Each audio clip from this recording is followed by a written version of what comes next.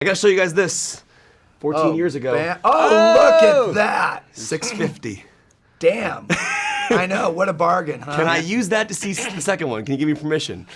We will get you in because this is a true believer. Yes, You've already seen absolutely. it. I saw it last night. I'm gonna go see it again with my Trying wife. to scam us out of a free. Hey. Yeah, hey, it's that good though.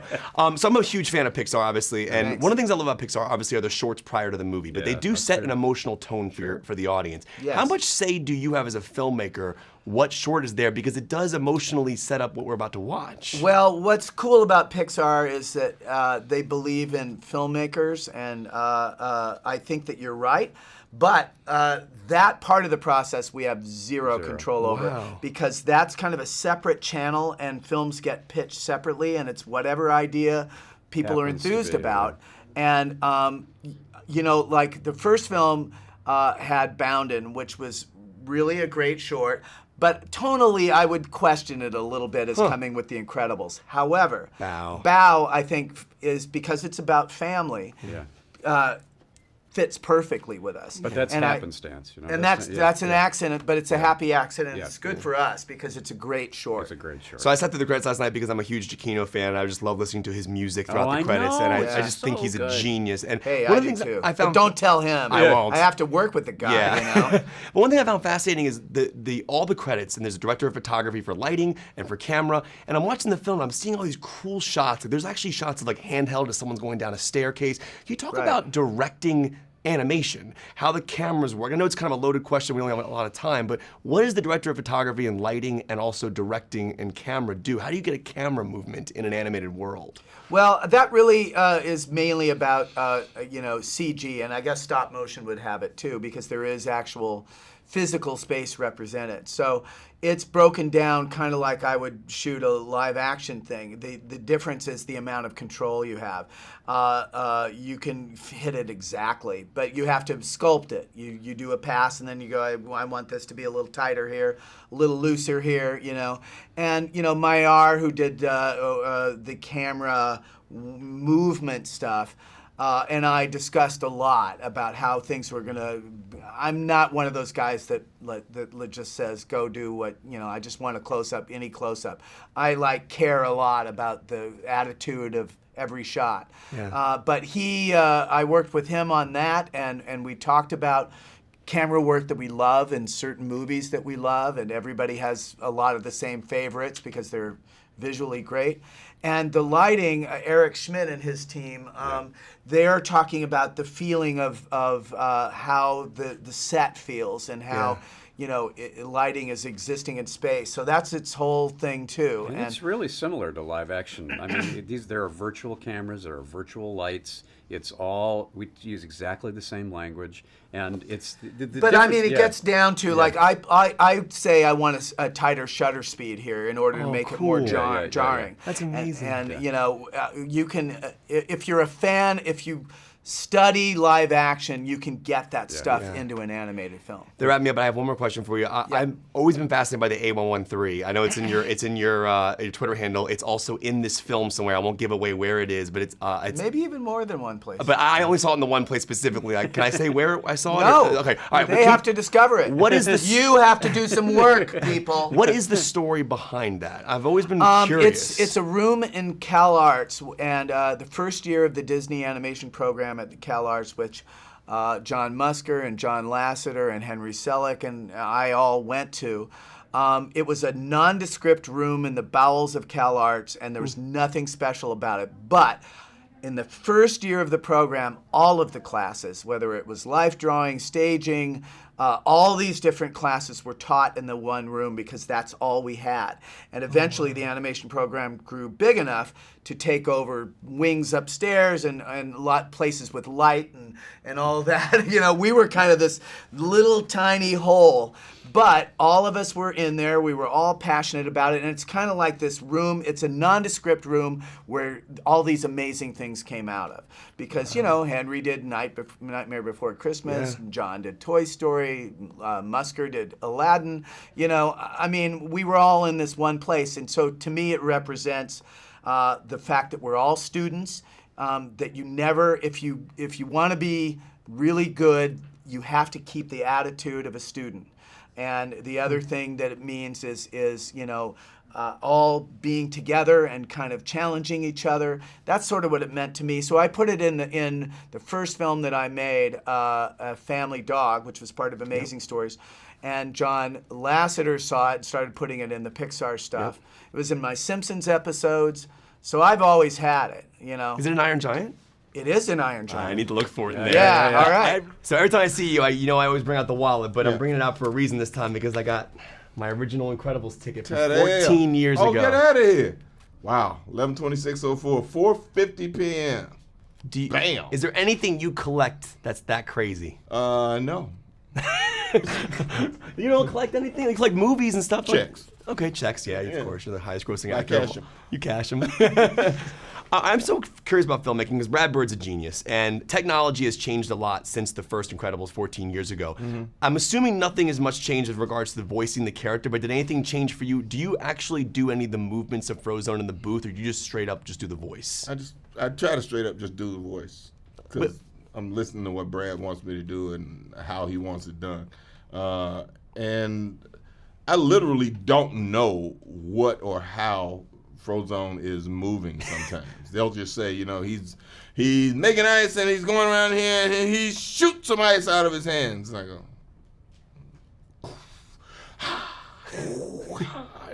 no, more like a and Brad's making the noise. You sure that's the way you want it? Yeah. So. Now, since we're sitting here, obviously Disney did this film. Obviously Disney does the Avengers. I'm sure they do. Yeah. I'm sure you get this question before, but I would love to see Nick Fury kind of work with the Incredibles. Like, how do you think he would handle? I know it's a nerdy question, but how do you think he would handle the Incredibles? He could probably make really, really good use of that family. Yes. Nick Fury is essentially, a spy. That's what he's always been. And to be able to take a nuclear family like that and implant them somewhere would be, his ideal. It would almost be like watching the Americans with superpowers. Yes. I would totally pay to see that in theaters. I was thinking about it the other day. I was revisiting Spike Lee's Do the Right Thing, which is an absolute masterpiece. And I was thinking to myself, how cool would it be to get an updated version of your character on the radio talking about what's happening in the world right now? Could you, what do you think you would be saying about what's happening? I'd love to see that happen. To Senior Love Daddy, that'd probably be an interesting, radio show. That's the truth, Ruth. Yeah. That's all I want to hear him say. That would be so awesome to hear that again. Now, I was wondering, you're revisiting a character 14 years later. I know in the timeline of the movie, it's not 14 years later. 2 but days. Could you imagine picking up a character 14 years later from now? Is there one of yours you'd like to revisit and kind of go back to it and kind of continue him? Yeah. A couple. Which one? Huh? I'm curious which one. My character from Long Kiss Goodnight, Mitch Hennessy. I would love to see what Mitch is up to right now. Yeah. Or even have Mitch run into her daughter who's probably grown up by now and, sit down and talk about her mom. That would be amazing to watch that. Yeah. Well, thank you so much for talking to me today. I my appreciate it. pleasure. It's always good to see you. Thank you for the interview. All right. I always have the Always. wallet. Do you still have the one I gave you? Yes, I do. When we meet your characters initially, where they're talking about the idea of changing the perception of people that people have about superheroes. And as actors, you take on roles. So I'm assuming when people see you, they maybe think that you're that character. They want to think you're that character from 40-Year-Old Virgin or Better Call Saul or Breaking Bad. Is there an idea of trying to kind of calculate how people perceive you as an actor, the roles you take on, and do people perceive you as your characters when they meet you? Oh, in my case, it's a shame, but yes, people yell at me all the time. Hey, Saul, I need a lawyer. I'm like, well, I'm an actor, so that does bother you. I'm not the one, It's sometimes strange to me that people can't make that leap from it's just a guy who's pretending to a real person. But it's understandable on some level. Do people perceive you as some of your characters, like either Get Out or 40-Year-Old Virgin? People I don't know. I don't really care. It doesn't bother me because they can pick a murderer too. I don't know. There's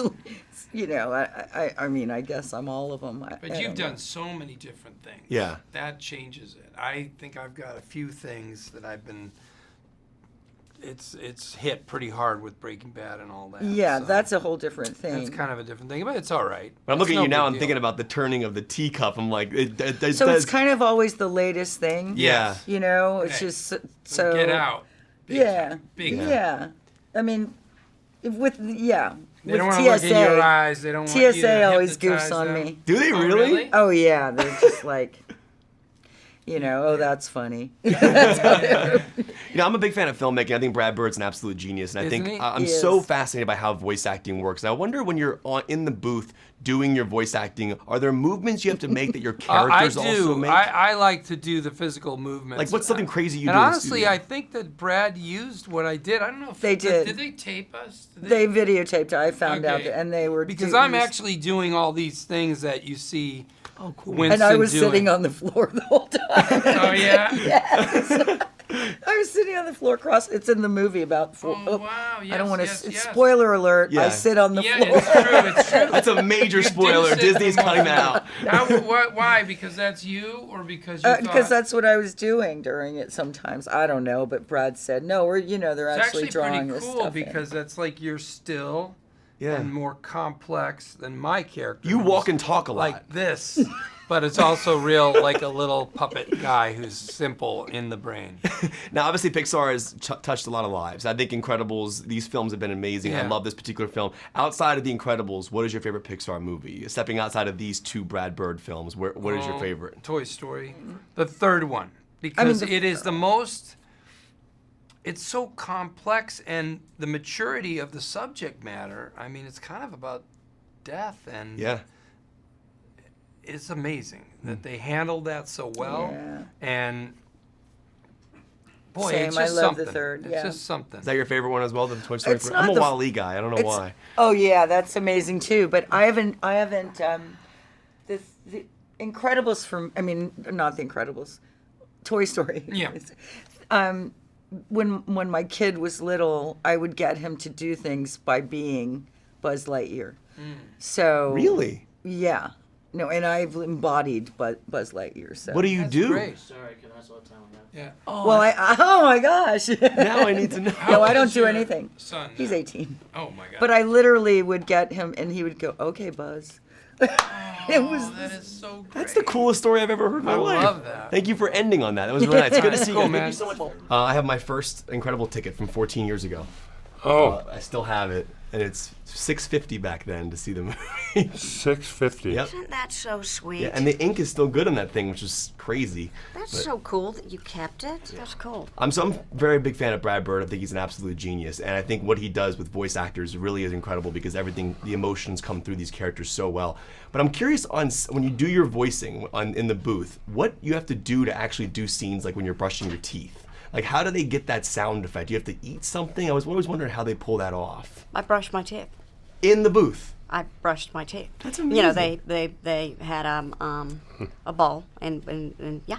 That's crazy. Do you have So to do I- anything crazy like yeah. that when you have a scene where he's like moving or breathing heavily, or like do you actively do things in the booth at the same time? Yeah, you're doing all kinds of stuff, you know. Some stuff I don't want to mention, but there's all kinds of stuff that go on. Well, now I want to know what those things are. But you know, we were just talking earlier. There's this sound engineer, Doc, at Disney, who we both think is a genius. And the Guys. Disney sound, the sound recording studio is amazing. Yeah. And they have, you know, bars that are attached to the floor, and then a bar that flies down and that you can hang from. So you have things that you can work against, or that can really help you vocally express different things because you're physically doing them. So Disney in particular, it's just a fabulous environment too, and it's the same room that they recorded Jungle Book. Jungle Book. in. wow. So I mean, it's just got a legacy, and Doc is so phenomenal. So Yeah, I mean, you know, Louis Prima and Phil Harris are in there. Yeah, it's incredible stuff. Can you speak specifically on the idea of parenting? I think the whole message of this movie about the parenting being a heroic act and kind of seeing how the mom does without the kids and how the father does with the kids. Can you talk about just kind of getting that across and just showing that it takes two. You really need the whole family. Everyone needs each other. So I'm wondering if that message for you as actors, kind of getting that across with your characters. Yeah, well, that was Brad's specific intent. You know, I remember when we started doing this after 14 years, and he said, "Oh, by the way, Elastigirl's going to take the hero section of this whole thing. You're going to be at home." And I thought, well, why did I get relegated to this? You know, I should be up there. Shouldn't I be doing a little bit, Brad? And so that was something that he specifically wanted to do, which is explore that, which is why the movie, the first one, I thought played so well, was because it was a family with these extraordinary powers, but yet they coalesced and they had to love it. They loved each other in a way that was very, very special. Yeah. So this one even enhanced that, which I found really extraordinary because it's in this huge scope of this movie, which is really enlarged. But then you've got this little kind of pocket of coalescence of love and survival, and it's really neat. And kind of mundane, you know. It's just kind of almost the boring, element of the stuff that you wouldn't talk to people about. The elements of family life that can be kind of filled with friction and fussing, and and Brad just articulates all that so beautifully, and then floats it on top of this magnificent landscape of, it's just giant. Yeah. And then the details are so perfectly observed by him.